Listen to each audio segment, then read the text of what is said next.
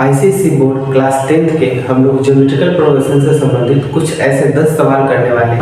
बड़ा इंपॉर्टेंट है। देखिए, अगर किसी रेक्टेंगुलर ब्लॉक का अगर तीनों साइड अगर मान लीजिए जीपी के फॉर्म में है वो, ठीक है, अगर वो जीपी के फॉर्म में होगा तो जाहिर सी बात है कि इसका लंबाई को अगर हम मान लेते हैं लेंथ जो है हमारा एल ए बाई आर है, जो ब्रेथ है वो ए है और जो हाइट है वो ए आर है, ऐसा मान लेते हैं।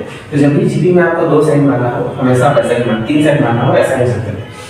तो वॉल्यूम दिया गया है 256। तो अकॉर्डिंग टू क्वेश्चन पर बात करते हैं। अकॉर्डिंग टू क्वेश्चन तो वॉल्यूम क्या होता है कि वॉल्यूम बराबर होता है length into breadth into height. तो ये है 260, लेंथ हमारे पास है a by r, a into a r, ये आर से आर कैंसिल, 216 बराबर ए क्यूब, 216 आई थिंक ए का क्यूब होता है, तो ए तो हमें निकल गया, यानी ब्रेथ तो निकल गया। अब बारी है कि इसका टी से दिया हुआ है, तो टी से का फार्मूला क्या होता है?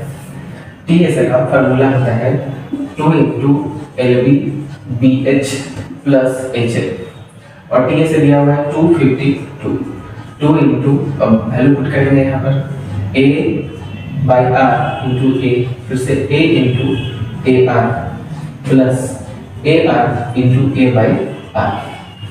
क्लियर? अब इससे इसको काटेंगे, 2 2 4 2 12 126 126 बराबर ये हो जाएगा ए स्क्वायर बाई आर, ये हो जाएगा ए स्क्वायर बाई आर, सही है।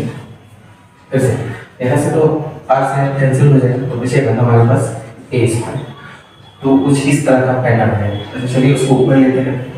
तो एक काम कर सकते हैं कि ए स्क्वायर को सब में से कॉमन करते हैं, तो 216 ए स्क्वायर को कॉमन करेंगे तो यहाँ बचेगा 1 बाई आर प्लस यहाँ बचेगा आर और यहाँ बचेगा 1।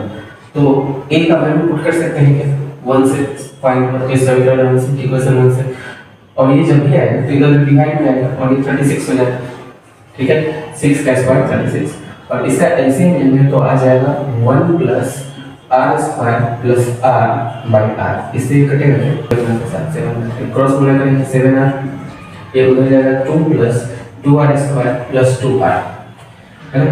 अब इसे एक साइड लेंगे तो क्या आ जाएगा, हमें मिलेगा कि 0 बराबर 2r स्क्वायर, ये उधर जाने के बाद माइनस के फॉर्म में आएगा -5r प्लस 2, तो ये हमें एक क्वाड्रेटिक इक्वेशन के फॉर्म में मिल गया।